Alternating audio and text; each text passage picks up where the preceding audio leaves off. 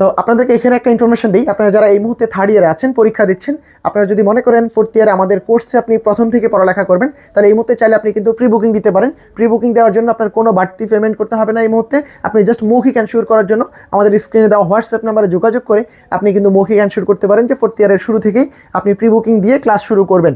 তো আপনি চাইলে আমাদের হোয়াটসঅ্যাপে যোগাযোগ করে প্রি বুকিংটা দিয়ে নিতে পারেন।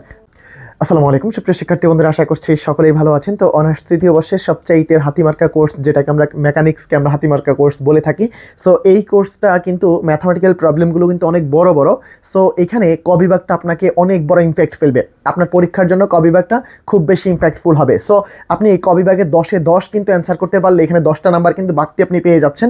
আপনার যেহেতু খ বিভাগ এবং গ বিভাগের ম্যাথগুলো একটু বড় বড় হবে, সেজন্য আপনি ক বিভাগের অন্তত যেন 1 নম্বরও ছুটে না যায় সেই দিকে কিন্তু ফোকাস করাটা আপনার বুদ্ধিমানের কাজ হবে।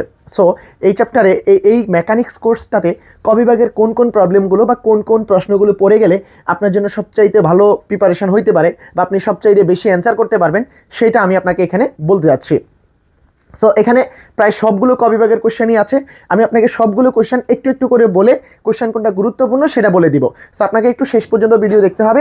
আপনি যদি ক বিভাগটাতে 10-এ 10 অ্যান্সার করতে চান এবং ওই প্রশ্নটা যদি বুঝে লিখতে চান, তাহলে কিন্তু আপনি এখন আমার এই পুরো ক্লাসটা কিন্তু অবশ্যই দেখবেন। তবে আপনার অবশ্যই ক বিভাগে 10-এ 10 পাওয়ার চান্স অনেক বেশি থাকবে। সো আপনারা আমাদের এই ক্লাসগুলোকে কোথা থেকে দেখছেন এই ভিডিওর কমেন্টে অবশ্যই জানিয়ে দিবেন যে আপনি কোন কলেজের, আপনি অবশ্যই এটা জানাইতে পারেন। তো এখন আমরা চলে আসি প্রথম একেবারে চ্যাপ্টার 1-এর গুরুত্বপূর্ণ যে প্রবলেমগুলো আছে সেটা আমরা একটু শেখার চেষ্টা করি বা জানার চেষ্টা করি কোনগুলো গুরুত্বপূর্ণ। এখানে সব গুরুত্বপূর্ণ নয়, তবে যেই কোশ্চেনটা আমার গুরুত্বপূর্ণ সেটা আমি ব্যাখ্যা করব, আর কোনটা কোনটা লাগবে সেটাও কিন্তু আমি বলে দেব, আর কোনটার কনসেপ্ট কি, কোথা থেকে এসছে এবং ইন্টারমিডিয়েট বেসড কোন টপিকটার সাথে রিলেটেড সেটা কিন্তু আমি আপনাকে ক্লিয়ার করে দিব। যেহেতু আমি ইন্টারমিডিয়েট 7 বছর ফিজিক্স পড়িয়েছি, সেই অভিজ্ঞতার জায়গা থেকে আমি আপনার এই ক বিভাগটা খুব সহজে বুঝিয়ে দিতে পারবো। তো চলে আসেন, এখানে প্রথম যে কোশ্চেন এটা হচ্ছে ত্বরণ কি। ত্বরণ কি এটা আপনাদের সবার স্টুডেন্টদের পড়া, আপনাদের পড়া না। এই যে ত্বরণ কি এটা আপনাদের পড়া না, বেসিক্যালি এটা আপনাদের স্টুডেন্টদের পড়া। তবুও আপনাদের অনেকের মনে খটকা লাগতে পারে, আপনারা অনেক স্টুডেন্ট হয়তো পড়ান না। আপনাদেরকে একটু বলে দিচ্ছি, ত্বরণ হচ্ছে বেগ বৃদ্ধি বা বেগ হ্রাসের হার তথা বেগের পরিবর্তনের হারকে ত্বরণ বলে। কি বলছি? বেগের পরিবর্তনের হারকে ত্বরণ বলে। আপনি শুধু এইটুকু লিখলে আপনাকে নাম্বার দিবে, ঠিক আছে? তো এখন আমরা এই যে এখানে এটাই লেখা আছে, কোনো চলমান বস্তু কণার বেগের পরিবর্তনের হারকে কি বলে? ওই বস্তু কণার ত্বরণ বলে। তাহলে ত্বরণ কাকে বলে? বেগ পরিবর্তনের হার। এখন বেগ যদি বি হয়, তার পরিবর্তনের হার মানে কি? Dv by dt. আমরা এইটাকে বলবো হচ্ছে বেগ, এটাকে বলবো হচ্ছে ত্বরণ। সো এটা হচ্ছে এক্সিলারেশন তথা এটাকে বলা হয় তাৎক্ষণিক ত্বরণ। এটাকে কি বলা হয়? তাৎক্ষণিক ত্বরণ। কিন্তু আপনারা যে ত্বরণের কথা ভাবছেন ইন্টারমিডিয়েট এবং 9-10-এ শিখেছেন, সেটা হচ্ছে v by t equals to a. V by t equals to a, এটা ছিল হচ্ছে গড় ত্বরণ। এটা কি? গড় ত্বরণ। আর এখন যেটা আমি লিখেছি এটা হচ্ছে আমার কি? তাৎক্ষণিক ত্বরণ। সময়ের ব্যবধান শূন্যের কাছাকাছি হলে তখনই তো আমরা ডিবি বাই ডিটি লিখতে পারি। এই যে টি যদি শূন্যের কাছাকাছি হয় তখনই তো আমরা এই ডেল্টা বি অর্থাৎ বেগের পরিবর্তন এই যে del v by del t, এইটাতে আমরা লিখতে পারি limit del t tends to 0 যদি হয় তখন এটাকে লিখতে পারি হচ্ছে ডিবি বাই ডিটি। এটা হচ্ছে আমাদের লিমিটের সাথে অন্তরীকরণের সম্পর্ক। সো এই যে এই ত্বরণটা হচ্ছে তাৎক্ষণিক ত্বরণ। এটা আশা করছি আমরা ক্লিয়ারলি বুঝছি। পরীক্ষা আসার চান্স আছে ত্বরণ কাকে বলে লিখে দিয়ে আসবেন। এরপরে চলে আসেন সরল দোলন গতি। সরল দোলন গতি বা সরল রৈখিক গতি বলতে কি বোঝায়? খুবই গুরুত্বপূর্ণ একটা কনসেপ্ট। হ্যাঁ, তো সরল দোলন গতি, সকল দোলন গতি কি সরল দোলন গতি কিনা? এইটার উত্তর হচ্ছে না। কিন্তু আপনাদের মনে প্রশ্ন জাগতে পারে, তাহলে সরল দোলন গতি কোনটা আর দোলন গতি কোনটা?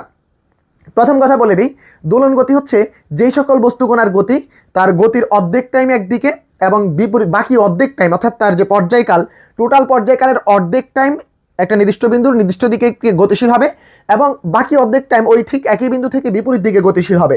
এখন ঘটনা হচ্ছে এই ধরনের গতিকে আমরা দোলনকাল বলি, দোলন গতি বলি। কিন্তু ঘটনা হচ্ছে সরল দোলন গতি বা সিম্পল হারমোনিক মোশন কোনটা? হারমোনিক মোশন কোনটা আর সিম্পল হারমোনিক মোশন কোনটা? দেখেন, এই যে এখান থেকে আপনি মনে করলেন যে একটা বস্তু এইদিকে গেল, আবার এখানে আসলো, আবার এইদিকে গেল, তাহলে এটা কিন্তু দোলন গতি। এটা কি গতি? দোলন গতি। আপনারা যে দোল খাচ্ছেন সেটা একটা দোলন গতি, কিন্তু সেটা সিম্পল হারমোনিক মোশন নয় বা সরল দোলন গতি নয়। সরল দোলন গতি হওয়ার মেইন বৈশিষ্ট্য বা প্রথম বৈশিষ্ট্য যেটা, সেটা হচ্ছে এই পথটা, গতিপথটা হইতে হবে সরল রৈখিক। বস্তুর গতিপথটা হইতে হবে কি? সরল রৈখিক। এবার এই কনসেপ্টটা কি? কনসেপ্ট হচ্ছে সরল রৈখিক গতি হইতে হবে।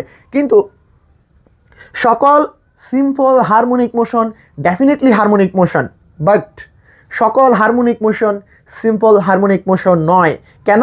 কারণ হচ্ছে তার গতিটা সরলরৈখিক থাকবে না সব সময়। তো এই জন্য বলছে যখন কোনো বস্তু কোনো একটি সরল রেখায় এমনভাবে চলে, সরল রেখায় কিন্তু ভালো করে খেয়াল করো, তো সরল দোলন গতির বৈশিষ্ট্যই হচ্ছে তার ওই যে সাম্যাবস্থান থেকে সরণের সাথে সাথে বস্তুর ত্বরণ হবে কি বিপরীতমুখী, সরণ ও ত্বরণ বিপরীতমুখী।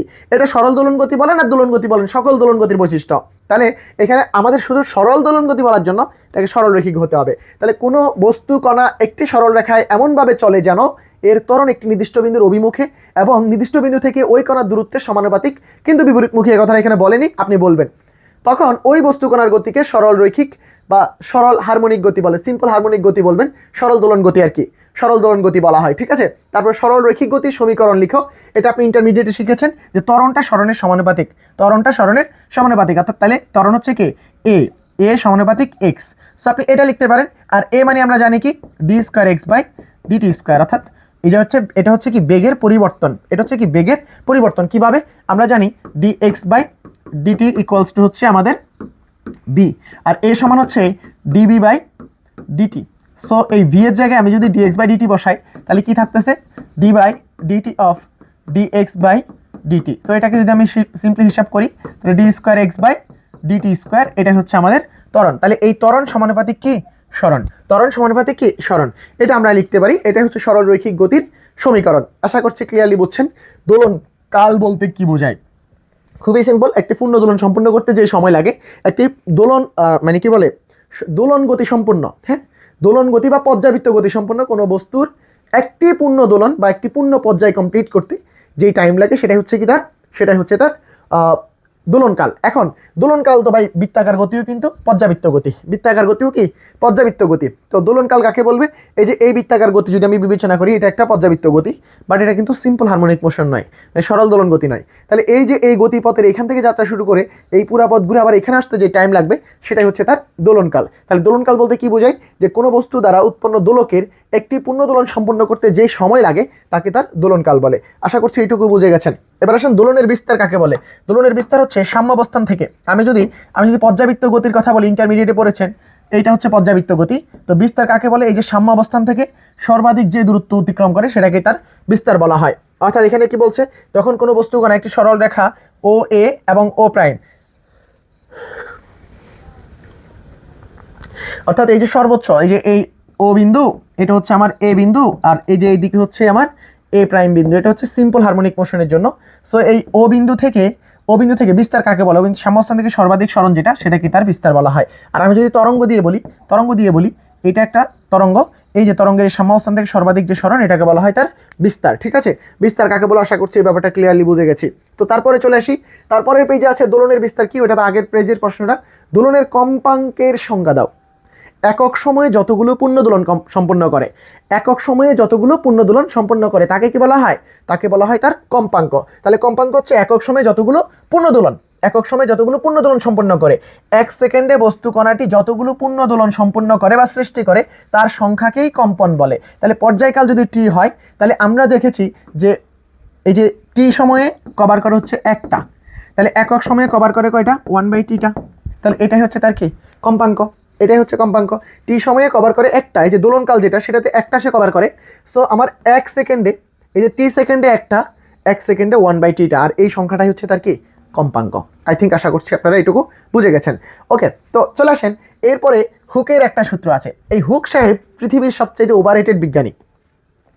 এই হুকের আবিষ্কার খুবই নগণ্য, কিন্তু এটা ব্র্যান্ডিং অনেক বেশি। ওই যে আমাদের মধ্যে এমন কিছু বন্ধু বান্ধব থাকে যাদের কোয়ালিটি খুবই সামান্য, কিন্তু ওরা এমন ভাবখানা দেখায় যেন ওরা পৃথিবীর সবচেয়ে কোয়ালিফাইড মানুষ। এরকম বন্ধু আপনার ফ্রেন্ড লিস্টে থাকলে আপনি অবশ্যই তাকে মেনশন দিতে পারেন। সো এটা হচ্ছে এই হুক। তো হুক হচ্ছে তার মানে বিজ্ঞানী মহলের কথা যদি বিবেচনা করেন, আমার আপনার তুলনায় হুক অনেক কোয়ালিফাইড, বাট বিজ্ঞানী মহলের তুলনায় এই হুক ছিল হচ্ছে ওভাররেটেড। সে অত বেশি কিছু আবিষ্কার করেনি, কিন্তু পুরা পৃথিবী হুককে চিনে। কেন চিনে? কারণ তার মার্কেটিংটা খুব ভালো ছিল। তো সে কী করতো? সে একটা বৈশিষ্ট্য মানে খুব সিম্পল একটা জিনিসকে এমনভাবে ভাবখানা দেখাইতো যেন এটা খুবই গুরুত্বপূর্ণ জিনিস। যেমন আপনাকে যদি বলা হয় একটা রাবারকে টানলে সে আবার সংকুচিত হয়, এটা রাবারকে টেনে ছেড়ে দিলে আবার সংকুচিত হয়, এই কথাটা যদি আপনাকে এখন বলা হয় আপনি কী ভাববেন? এটা খুবই সিম্পল কথাবার্তা। কিন্তু হুক এই জিনিসটাই জানতো এবং সে পৃথিবীকে বলছে আমি এমন একটা কিছু জানি যেটা খুবই গুরুত্বপূর্ণ। এখন আপনাকে কেউ যদি এরকম অবস্থায় বলতো যে এই রাবারটা মানে আমি এমন একটা কিছু জানি যেটা খুবই গুরুত্বপূর্ণ, আর সেটা হচ্ছে এই রাবারটা টান দিলে সে আবার আগের জায়গায় ফিরে আসে। তাহলে আপনি আমাকে কি বলবেন? এই হুক এই কথাটাই বলছে। হুক বলছে স্থিতিস্থাপক সীমার মধ্যে কোনো বস্তুর পীড়ন ও বিকৃতি সমানুপাতিক। এই কথাটাই, অর্থাৎ এই যে রাবারটা তার স্থিতিস্থাপক সীমার মধ্যে আমি তাকে যত টেনে ছেড়ে দিই সে তার আগের পুরো অবস্থায় ফিরে যাবে, এটাই হচ্ছে স্থিতিস্থাপকতা। তাহলে আমাদের এই হুক সাহেব হচ্ছে স্থিতিস্থাপকতা আবিষ্কার করছে। তো এখন এইটাকেই সে ব্র্যান্ডিং করছে খুব বেশি। সে পুরো পৃথিবীকে আগে জানাইছে যে একটা জিনিস সে জানে। সে কি জানে? সে হচ্ছে পীড়ন ও বিকৃতি সমানুপাতিক, এটা জানে। সো এটা হচ্ছে কথা যে হুকের বিবৃতি বা হুকের সূত্র বিবৃতি করো যে কোনো একটি স্থিতিস্থাপক বৈশিষ্ট্য সম্পন্ন তারের এক প্রান্তে কোনো বিন্দুতে আটকিয়ে অপর প্রান্ত ধরে টানলে তারটি দৈর্ঘ্য বৃদ্ধি পাবে, মানে বিকৃতি ঘটবে। এটাই হচ্ছে কি এই হুকের বিবৃতি। তো এরপর হুক বলছে যে স্থিতিস্থাপক সীমার মধ্যে এই বিকৃতির পরিমাণ সমানুপাতিক, অর্থাৎ পীড়ন ও বিকৃতি পরস্পরের সমানুপাতিক। এই কথাটা হচ্ছে হুকের বিবৃতি নামে পরিচিত। সো আশা করছি এইটুকু বুঝে গেছেন। হুক আসলে খুব বেশি কিছু জানতো না, কিন্তু এটাকে মার্কেটিংটা এমন লেভেলে করছে যেন পৃথিবীর সব মানুষ বিশ্বাস করছে যে হুক অনেক কিছুই জানে। সো এবার চলে আসেন, এটা একটা হচ্ছে দোলন গতি সম্পন্ন কোনো বস্তু কণার গতির সমীকরণ। এটা হচ্ছে দোলন গতি সম্পন্ন কোনো বস্তু কণার গতির সমীকরণ। তো আমরা জানি d square x by dt square plus omega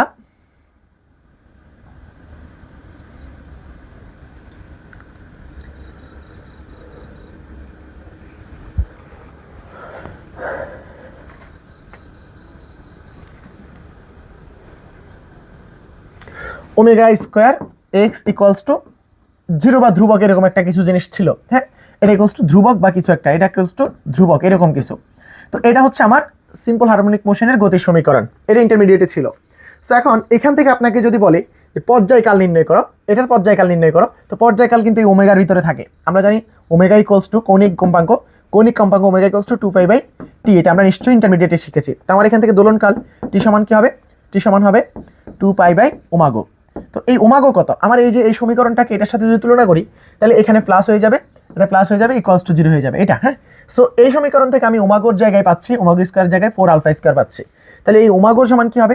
ওমাগো square সমান যদি 4 আলফা স্কোয়ার হয় তাহলে ওমাগোর সমান হচ্ছে √4 আলফা স্কোয়ার, তার মানে 2 আলফা। তাহলে আমরা এখানে ওমাগোর জায়গায় 2 আলফা বসায় দিব। তাহলে আমার পর্যায়কাল পাওয়ার জন্য ওমাগোর জায়গায় 2 পাই বসায় দিয়েছি, দেখো 2 পাই বসায় দিয়েছি, তাহলে 2 পাই বাই 2 আলফা, তো 2 কাটা 5 আলফা হচ্ছে তার পর্যায়কাল। আশা করছি এইটুকু ব্যাপার ক্লিয়ারলি বুঝছো। সেম হইতে এটাকেও আমরা ব্যাখ্যা করতে পারি। এখান থেকে আমরা দেখতে পাচ্ছি এটাকে এই পাশে নিয়ে আসলে প্লাস ইকুয়ালস টু 0 হবে। সো এখানে এইটা হচ্ছে আমার omega square, so omega square equals to 2 mu by a square. So আমার এখানে বের করতে বলছে কি পর্যায়কাল। তো আমরা জানি t equals to 2 pi by omega. So এখানে ওমাগোর ভ্যালু কত? ওমাগোর ভ্যালু আমরা স্কোয়ার যদি সরাই দিই এটা হয়, তাহলে এটাকে আমরা নিচে বসায় দিব। তাহলে t equals to 2 pi by √2 mu by a square. So হিসাব নিকাশ করলে যা হয় তা এখানে রেখেছে, তা এখানে আছে, এটা অ্যান্সার। ওকে, সো আশা করছি এই ব্যাপারটা আপনারা ক্লিয়ারলি বুঝছেন। এই ধরনের একটা কোশ্চেন আপনার পরীক্ষায় 100% চলে আসবে, এই ধরনের একটা প্রবলেম 100% পরীক্ষায় এটা আপনাকে লিখতেই হবে, এবং পর্যায়কালটা আপনি খুব সহজে লিখে দিতে পারবেন এই সূত্রটা ব্যবহার করে। সো আমি পরের পেজে চলে যাচ্ছি। খুবই গুরুত্বপূর্ণ প্রশ্নগুলো কিন্তু আমি ব্যাখ্যা করব, আর যেগুলো গুরুত্বপূর্ণ নয় ওগুলো আমি স্কিপ করে যাব। বাহ্যিক বল কাকে বলে এটা আপনি একটু পড়ে নেবেন, এটা আমি আর পড়াবো না। বল বলতে কি বোঝায় সেটা আসলে দরকার নেই খুব একটা, এগুলো আপনাদের ইন্টারমিডিয়েটের এবং ছোটকালের পড়া। ওকে ফাইন, তারপরে চলে আসেন এই প্রবলেমটা। একটু আগে আমরা এটা দেখিয়েছি, এটা আপনারা নিশ্চয়ই জানেন, এটা একটু আগে দেখিয়েছি।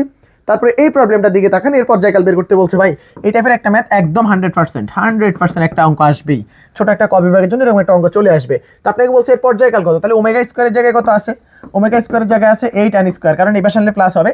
ওই যে আমরা এটার সাথে তুলনা করছি, d square x by dt square plus omega square x equals to 0, এটা লিখতে পারেন, অথবা এখানে ধ্রুবক থাকবে। তো এটার সাথে যদি আমি এটাকে তুলনা করি তাহলে এখানে ওমেগা স্কোয়ারের জায়গায় আছে হচ্ছে 8 tan স্কোয়ার, তাহলে ওমেগা সমান হচ্ছে √8 tan স্কোয়ার। সো এখানে এটা করলে হিসাব করলে যা হয়, এটা কত হয় 2√2 n, এটা হচ্ছে আমাদের ওমাগো। সো আমরা জানি t equals to 2 pi by omega, that means 2√2 n, তো 2 কাটায় 5/√2 n, এটাই হচ্ছে তার পর্যায়কাল। Okay fine. সো বাহ্যিক বলের একটি উদাহরণ দাও, খুবই সিম্পলি আপনি লিখে দেবেন মহাকর্ষীয় বল একটা বাহ্যিক বল, যেটা আমাদের ওজন পৃথিবীর কেন্দ্রের দিকে ক্রিয়া করে, এটা একটা বাহ্যিক বল হিসেবে কাজ করবে। ওকে, বলবিদ্যা কাকে বলে এটা আপনি সব পড়তেছেন, বলবিদ্যা এটাকে আমি আপনাকে এটা আর পড়ানোর দরকার নেই, আপনার পরীক্ষার একদিন পরে। সো আপনাকে এখানে আমি আর কি বলবিদ্যা শেখাবো। তারপর আসেন ড্যাম্প দোলন গতি। আচ্ছা, ড্যাম্প দোলন গতি এটার সবচেয়ে মজার বিষয় হচ্ছে এটা যখন ম্যাথ করবেন তখন আপনি জিনিসটা খুব ভালো করে ফিল করবেন। ড্যাম্প দোলন গতি হচ্ছে আপনি যাচ্ছেন সামনের দিকে, এখন আপনার যে গতি, এই গতির সমানুপাতিক একটা রাশি আপনাকে বিপরীত দিকে বাধা দান করে। এখন এই যে এইরকম একটা উদাহরণ যদি আমি বলি, আপনি যখন জোরে দৌড় দেন, জোরে দৌড় দেন, সেক্ষেত্রে আপনি দেখবেন আপনার গায়ে বাতাস লাগতেছে মনে হয়, কিন্তু আপনি যখন আস্তে আস্তে হাঁটেন বাতাসটা আপনার কাছে খুব কমই মনে হয়। তাহলে আপনি যত বেশি জোরে গতি দিবেন, আপনার অপোজিট থেকে বাধাটা তত বেশি আসে। এই ধরনের গতিকে বলা হয়, আমি যদি ওই বাহ্যিক বাধাটাকে যদি কাউন্ট করি, তখন আমার এই গতিটার নাম হয়ে যাবে ড্যাম্প অসিলেশন বা ড্যাম্প দোলন গতি। তো এখন চলে আসেন প্রশ্নে কি বলছে, এম ভর বিশিষ্ট একটি বস্তুকণা কোনো সরল রেখায় দূরত্বের সমানুপাতিক বলের অধীনে একটি নির্দিষ্ট বিন্দু অভিমুখে চলে এবং বেগের সমানুপাতিক একটি ক্ষুদ্র বাধার দ্বারা গতি বাধাপ্রাপ্ত হয়। অর্থাৎ আমি যে ধরেন আমি যাচ্ছি এই ডেস্টিনেশনে, সামনে ডেস্টিনেশন, এর দিকে দৌড়ে যাচ্ছি, কিন্তু আমার এই গতিতে বাধাদানকারী বল কাজ করতেছে।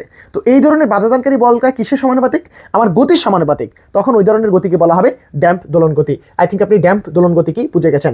এরপর স্বাধীনতা বা মুক্ত কম্পন বলতে কি বোঝায়? স্বাধীনতার মাত্রা, এটা আপনি ইন্টারমিডিয়েটেড ফিজিক্সের 10ম অধ্যায়ে পড়েছেন। এটা হচ্ছে আমাদের ওই যে ছিল না, কি ছিল এটা, ওই যে আদর্শ গ্যাস ও গ্যাসের গতিতত্ত্ব যে চ্যাপ্টারটা, সেখানে আমার এই স্বাধীনতার মাত্রা ও মুক্ত স্বাধীনতা কি জিনিস সেটা ছিল। বাহ্যিক পর্যাপ্ত গতি ব্যতীত কোনো বস্তু কণা কম্পন সৃষ্টি করলে বস্তুর উপর উক্ত কম্পনকে মুক্ত বা স্বাধীন কম্পন বলা হয়। ঠিক আছে, গতি ও দোলনের সংজ্ঞা দাও। গতি দোলনের সংজ্ঞা জাস্ট এখানে বলছে কি, যখন একটি বস্তু কণা কোনো সরল রেখায় দূরত্বের সমানুপাতিক ত্বরণের অধীনে একটি নির্দিষ্ট কেন্দ্র অভিমুখে চলে এবং পর্যাপিত গতির সমানুপাতি একটি অতিরিক্ত ত্বরণ দ্বারা এর গতি প্রভাবিত হয়, তখন উৎপন্ন গতিকে গতীয় দোলন বলা হয়, বা ড্যাম্প অসিলেশন সেটাও বলতে পারেন। সো ড্যাম্প গতীয় দোলন কি, সেটা ওই একই রকম, ড্যাম্প গতীয় দোলন আর এই যে ড্যাম্প দোলন একই কথা। আপনি জাস্ট পড়বেন, বুঝবেন, না বুঝলে জানাবেন, ঠিক আছে? ওকে, এটা অনেক গুরুত্বপূর্ণ। এই যে এইটা আর এইটা, এই দুটার মধ্যে একটা ইনশাল্লাহ চলে আসবে, এইটাও কিন্তু গুরুত্বপূর্ণ। এই যে এই তিনটা থেকে একটা টিকা ইনশাল্লাহ চলে আসবে। সো এই তিনটাকে মিস দেওয়ার কোনো সুযোগ নেই, অবশ্যই পড়ে যাবেন। তারপরে চলে আসেন, আমরা এরপরের পেজে রেখেছি হচ্ছে কেন্দ্রিক বল কাকে বলে, সেন্ট্রাল ফোর্স। সেন্ট্রাল ফোর্স কি?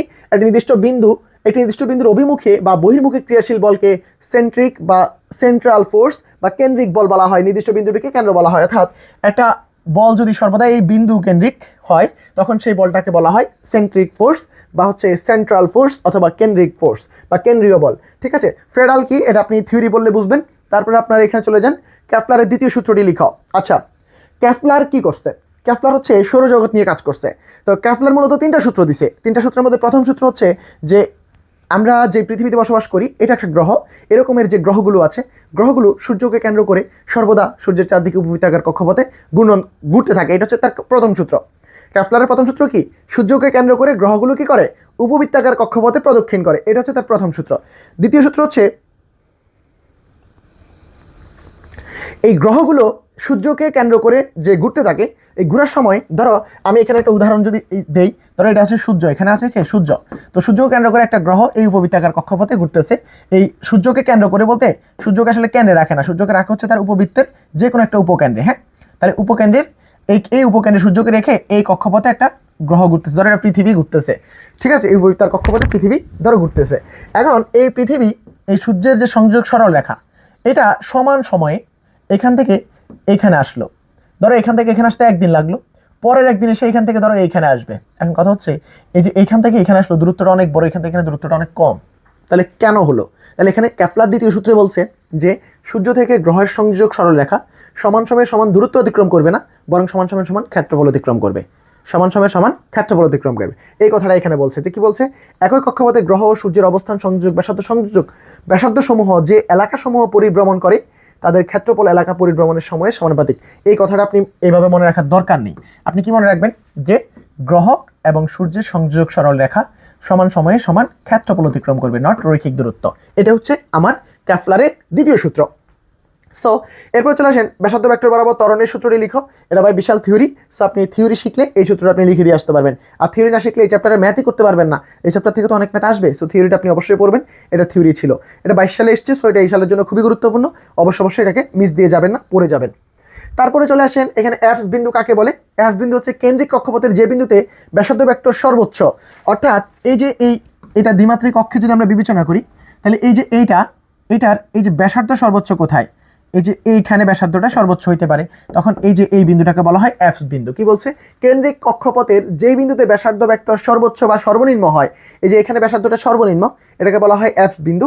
আবার এটা যদি সর্বোচ্চ হয় তখন এটাকেও কিন্তু এফ বিন্দু বলা হবে, বা এখানে কি বলছে এফ বিন্দু। অন্যভাবে কেন্দ্রিক কক্ষপথে যে বিন্দুতে স্পর্শক স্পর্শক ব্যাসার্ধ ভেক্টরের সাথে লম্ব হয়, স্পর্শক ব্যাসার্ধ ভেক্টরের সাথে লম্ব হয়, অর্থাৎ এখানে স্পর্শক টানলে স্পর্শকটা কি হবে, স্পর্শকটা ব্যাসার্ধ ভেক্টর অর্থাৎ এটার সাথে এটা লম্ব হলো, তখন আমরা এটাকে বলবো হচ্ছে এফ বিন্দু। আবার এই যে এখানে দেখো, এখানে স্পর্শক টানলে স্পর্শকটা দেখো ব্যাসার্ধ ভেক্টর হচ্ছে এটা, এটার সাথে কিন্তু লম্ব, এই যে এই কোণটা 90 ডিগ্রি, তাহলে আমরা বলতে পারি এইটা এফ বিন্দু। তাহলে কেন্দ্রিক কক্ষপথের যেই বিন্দুতে ব্যাসার্ধ ভেক্টর এবং স্পর্শক পরস্পরের লম্ব হয় ওই বিন্দুকে বলা হয় এফ বিন্দু।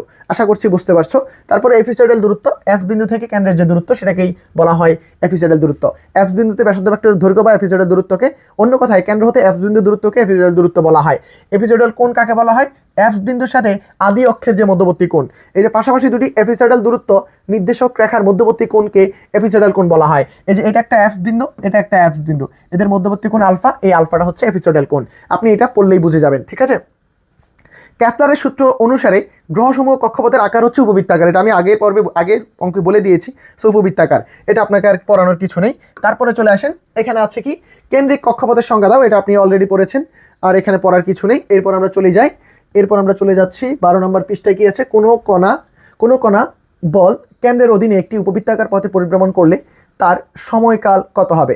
উপবৃত্তাকার কক্ষপথে পরিভ্রমণ করলে তার সময়কাল হচ্ছে, তার সময়কাল অর্থাৎ পর্যায়কালের বর্গ গ্রহ হতে সূর্যের সংযোজক সরল রেখার ঘনফলের সমানুপাতিক। তাহলে পর্যায়কালের বর্গ সমানুপাতিক কি, এ কিউব। পর্যায়কালের বর্গ ঘনফলের সংযোগ সরল রেখার যে দূরত্ব তার ঘনফলের সমানুপাতিক। তাহলে এখান থেকে আমরা বলতে পারি টি সমানুপাতিক হচ্ছে এ টু দি পাওয়ার 3/2, আর এই সামনে যে ধ্রুবকটা এটা হচ্ছে 2π/√μ, এটা হচ্ছে ধ্রুবক, এটা সমানুপাতিক ধ্রুবক হিসাবে পরিচিত।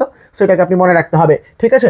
সো এখানে 2 হচ্ছে বৃহৎ অক্ষের দৈর্ঘ্য, এটা হচ্ছে উপবৃত্তের যে বৃহৎ অক্ষ, এই যে উপবৃত্তের যে বৃহৎ অক্ষ আছে তার এই দৈর্ঘ্যটা হচ্ছে 2a, আপনারা নিশ্চয়ই এটা জানেন। সো এই কথাটা এখানে বলছে। কেপলারের প্রথম সূত্র হচ্ছে গ্রহসমূহ সূর্যকে উপবৃত্তের ফোকাসে রেখে উপবৃত্তাকার কক্ষপথে প্রদক্ষিণ করতে থাকে, এটা হচ্ছে কেপলারের প্রথম সূত্র। কেপলারের দ্বিতীয় সূত্রটা আপনারা নিশ্চয়ই পড়েছেন, যে কেপলারের দ্বিতীয় সূত্র হচ্ছে গ্রহ হতে সূর্যের যে সংযোজক সরল রেখা সেটা সমান সময়ে সমান দূরত্ব অতিক্রম করে না, সমান সময়ে সমান ক্ষেত্রফল অতিক্রম করে। এই কথাটাই হচ্ছে দ্বিতীয় সূত্র হিসাবে পরিচিত। তারপরে চলে যান, আমরা পরের পেজে কি রেখেছি, ভরবেগের নিত্যতা সূত্র বর্ণনা করো। ভরবেগের নিত্যতা সূত্র কি, আপনি 9-10 স্টুডেন্টদেরকে এটা পড়াচ্ছেন। ভরবেগ হচ্ছে যে বস্তুর ভরবেগ আমাদের সর্বদা কি থাকবে, ধ্রুবক থাকবে। যদি কতগুলো বস্তুর উপর কোনো বাহ্যিক বল ক্রিয়া না করে তবে তার যে কোনো নির্দিষ্ট দিকে বস্তুর মোট ভরবেগ ধ্রুবক থাকবে, অর্থাৎ বাহ্যিক বল প্রয়োগ করা না হলে বস্তুর ভরবেগ সংরক্ষিত থাকে। এটা হচ্ছে ভরবেগের সংরক্ষণ সূত্র বা ভরবেগের নিত্যতা সূত্র নামে পরিচিত। কণিক ভরবেগের নিত্যতা রীতি কি, একইভাবে আপনি ব্যাখ্যা করে দিবেন। যদি কোনো নির্দিষ্ট বিন্দু বা অক্ষের সাপেক্ষে বাহ্যিক বলের ভ্রামকের যোগফল 0 হয় তবে উক্ত বিন্দুতে বা অক্ষের সাপেক্ষে বস্তুর কণিক ভরবেগ ধ্রুবক থাকে। অর্থাৎ বাহ্যিক বল প্রয়োগ করা না হলে তার ভরবেগটা ধ্রুবক থাকে। এটাই হচ্ছে এই কথাটার সানে নজল। তার মানে আমার এখানে বাহ্যিক বলগুলো যে প্রয়োগ হবে হোক, ওগুলার সম্মিলিত ক্রিয়ার ফলটা 0 হবে আসলে। যদি হয় তখন আমরা সেটাকে বলবো হচ্ছে কণিক ভরবেগের নিত্যতা রীতি নামে পরিচিত। তারপরে যেটা আছে সেটা হচ্ছে শক্তির নিত্যতা সূত্র। শক্তির কোনো ক্ষয় নেই, শক্তির কোনো সৃষ্টি নেই, শক্তি সর্বদা ধ্রুবক, সেটাই হচ্ছে আমার শক্তির নিত্যতা সূত্র নামে পরিচিত, ঠিক আছে। সো তারপরে যেটা আছে সেটার দিকে একটু আমরা পড়ি। কণিক ভরবেগের সংজ্ঞা দাও। কণিক ভরবেগ কাকে বলে, যে আমরা কণিক ভরবেগ এল ইকুয়ালস টু হচ্ছে আই ওমাগো, হ্যাঁ।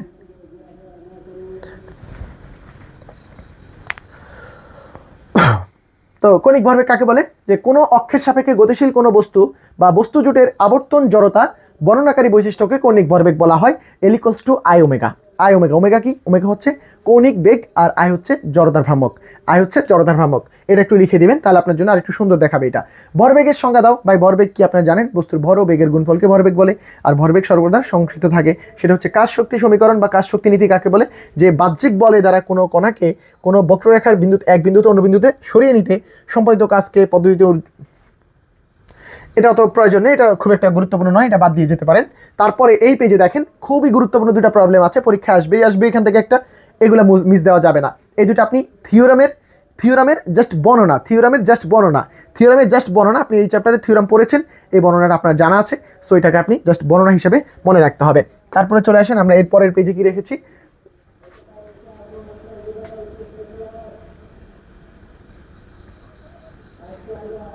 এটা আপনার আসতে পারে এম্বর বিশিষ্ট এবং এই ব্যাসার্ধ বিশিষ্ট একটি সুষম বৃত্তাকার রিংয়ের ব্যাসের সাপেক্ষে জড়তার ভ্রামক হচ্ছে half of m a square. এখানে ব্যাসার্ধ আর বললে এম আর স্কোয়ার হইতো। তারপরে এটা হচ্ছে খুবই গুরুত্বপূর্ণ ডিএলএমবার্টের নীতি। ডিএলএমবার্টের নীতি ভাই এই চ্যাপ্টারের একটা মাত্র লাইন যদি আপনার শিখতে হয় সেটাই কিন্তু ডিএলএমবার্টের নীতি। সো এটা আপনাকে আমি আর পড়ানোর কিছু নেই, আপনি অলরেডি এটা জানেন, আপনি এটা ডিএলএমবার্ট পরীক্ষা দিবেন কালকে, ডিএলএমবার্টের নীতি সম্পর্কে আপনার অবশ্যই ধারণা আছে, আপনি অবগত। তারপরে এইগুলো হচ্ছে সূত্র বা এগুলোর প্রুফ আছে, এগুলো আপনাকে আমি ব্যাখ্যা করার কিছু নেই, এগুলো প্রুফ আছে, এগুলো প্রুফ করে যেতে হবে। এখন প্রুফ করে তার কবিভাগ লিখবে না, কবিভাগ এগুলো মুখস্থ করতে হবে বলতে গেলে, এগুলো এক লাইনে বোঝানোর কিছু নেই, ঠিক আছে। তো তারপরে চলে আসি আমাদের তারপরের পেজে আছে হচ্ছে অক্ষের চারদিকে ঘূর্ণায়মান দৃঢ় বস্তুর গতি সমীকরণ লিখো। এই যে ভাই এই গতি সমীকরণটা আপনার থিওরামের জন্য প্রচুর লাগতেছে, সো আপনি এটা মুখস্থ করে যেতে হবে তো, এবং থিওরামেও ব্যাখ্যা নিয়ে যেতে হবে। সো তারপরের পেজে আছে এখানে সাধারণ স্থানাঙ্ক বলতে কি বুঝো, ল্যাগ্রাঞ্জের সাধারণ স্বাধীনতার মাত্রা কি জিনিস, এগুলো আপনার ইন্টারমিডিয়েটের পড়া, এটা খুবই গুরুত্বপূর্ণ, ক বিভাগের জন্য 100% আসার চান্স। তারপরে কি বলছে, হলোনমিক সীমাবদ্ধতা বলতে কি বোঝায়, এটা কিন্তু ক বিভাগে আসার চান্স 100%, এটা আসার চান্স 100%, এটাকে বাদ দেওয়ার সুযোগ নেই, 100% গুরুত্ব সহকারে এই ক বিভাগের প্রশ্নটা পড়ে যাবেন, এটা আসার চান্স 100%, ঠিক আছে।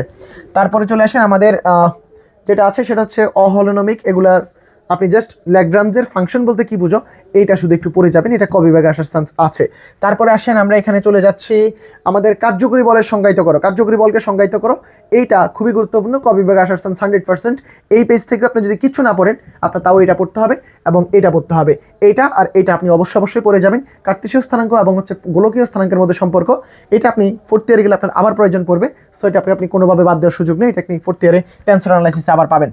সো ওইখানে আমরা ডিটেলস পড়িয়েছি ওইটার। তারপর ভার কেন্দ্র কাকে বলে, ভার কেন্দ্র এটা আমার ভাই এই মুহূর্তে আপনাকে পড়ানোই বোকামি হবে।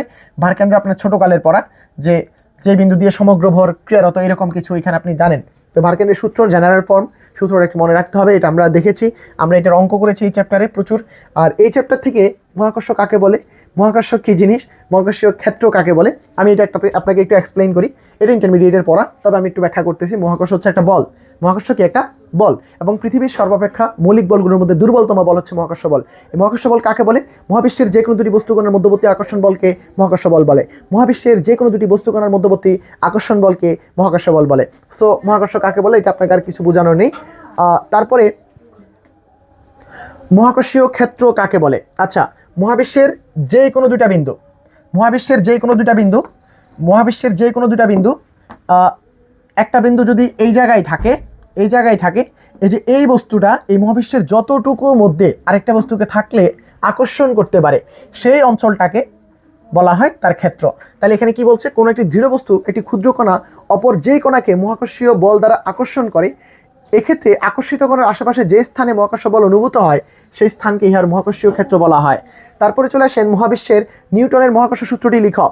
আচ্ছা নিউটন মহাকর্ষ সূত্র কি বলছে, নিউটন বলছে মহাবিশ্বের যে কোনো দুটি বস্তুকণার মধ্যবর্তী আকর্ষণ বল বস্তুর ভর দয়ের গুণফলের সমানুপাতিক, মধ্যবর্তী দূরত্বের বর্গের ব্যস্তানুপাতিক, এবং এই বল সর্বদা বস্তুদ্বয়ের সংযোজক সরল রেখা বরাবর ক্রিয়া করে। এটাই হচ্ছে নিউটনের মহাকর্ষ সূত্র, এবং মহাকর্ষ সূত্রের গাণিতিক ফরম্যাট হচ্ছে এফ যদি মহাকর্ষ বল হয় এফ সমানুপাতিক m1 × m2, অর্থাৎ বস্তুর ভর দয়ের গুণফলের সমানুপাতিক, এবং তাদের মধ্যবর্তী দূরত্ব যদি d হয় এফ সমানুপাতিক 1/d², আর কম্বাইন্ড লিখলে এটা হয় হচ্ছে এফ সমানুপাতিক m1 × m2/d²। আর এই যে সমানুপাতিক চিহ্ন উঠাইতে গেলে এখানে একটা সমানুপাতিক ধ্রুবক দিতে হয়, সেই ধ্রুবকটার নাম হচ্ছে মহাকর্ষীয় ধ্রুবক। সো আমরা এখানে লিখতে পারি f = g m1 m2/d², এটাই হচ্ছে মহাকর্ষ সূত্র, নিউটনের মহাকর্ষ সূত্র। এই সূত্র থেকে আপনি জাস্ট মান নির্ণয় করতে পারবেন, এই বলের দিক কিন্তু আমরা এখানে উল্লেখ করিনি, আমাদের এটার দরকারও নেই। এবার আসেন মহাকর্ষীয় প্রাবল্য বা মহাকর্ষীয় আকর্ষণ বা প্রাবল্য কাকে বলে।